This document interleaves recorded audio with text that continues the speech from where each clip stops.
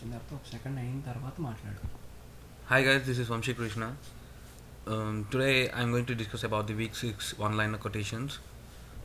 The title of it is High Technology, Consumer Privacy and US National Security by the author Laura K. Dunhue, published on September 17th, 2014. Point 1. In September 2013, ProPublic and the New York Times revealed that the NSA had enjoyed considerable success in cracking commonly used cryptography. Point 2. The Information Technology and Innovation Foundation estimates that declining revenues of corporations that focus on cloud computing and data storage alone could reach $35 billion over the next 3 years. The third point is the economic impact of the NSA programs extend beyond cloud computing to the high technology industries.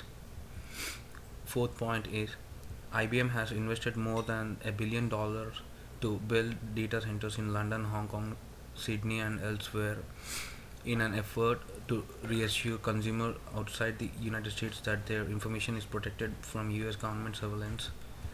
And the point 5 is countries around the world are increasingly adopting data localization laws, restricting the storage, analysis, and transfer of digital information to national borders. Point 6 is the EU code found EU code found that even where the physical server of the company processing information is not located in Europe, as long as the company has a branch or subsidiary and is doing business in a member state in 1995, data protection directive applies. Point 7 is the NSA programs illustrate lawmakers' failure to recognize the degree to which economic strength is central to national security, as well as the importance of the high technology industry to the US economy.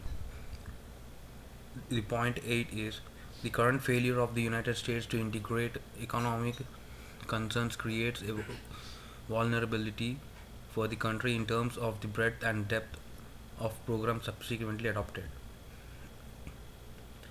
And the next one is the title The US Government Surveillance Regulations for IT Company Networks by the author Theodore H. Moran, published on December 9, 2014.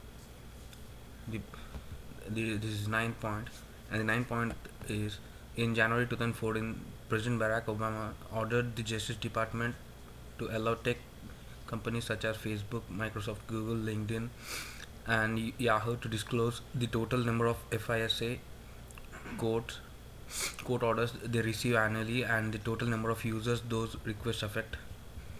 10th point is in all over the entire 33-year period, the FISA court has granted 33,942 warrants with only 11 denials, a rejection rate of 0.03% of the total requests.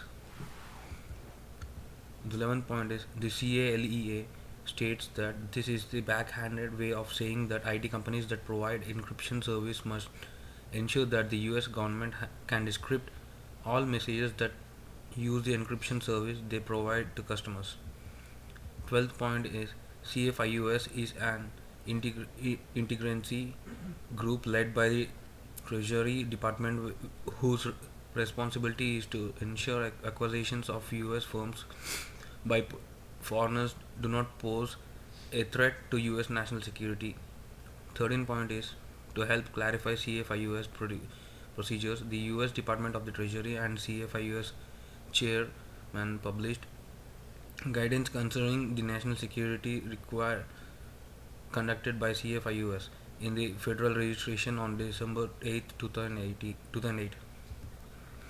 The 14th point is the US government reserved the right over a period of time to order SoftBank to remove any equipment in the networks of Sprint, Nextel, and Clearwire that were supplied by Chinese equipment vendor Huawei Technologies.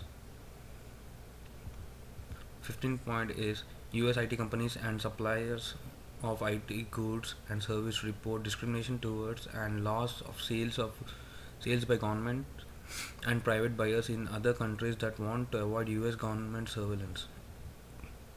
16th point is Cisco CEO John Chambers complained to President Barack Obama about reports that the NSA intercepts US and networking hardware on the way to foreign customers to install modifications to allow US government surveillance.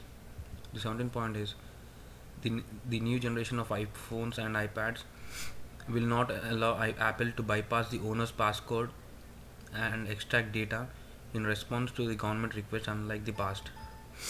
And the 18th point is at MLAT is an agreement between two or more countries for the purpose of enforcing public laws and preventing criminal or other illegal behavior. They are currently used in countering tax avoidance, money laundering, and terrorist funding activities. The 19th point is the major competitors of Apple and Google from Europe, Korea, and China are almost certain to do the same, defying not only US intercept regulations but also regulations of other government around the world. That's it.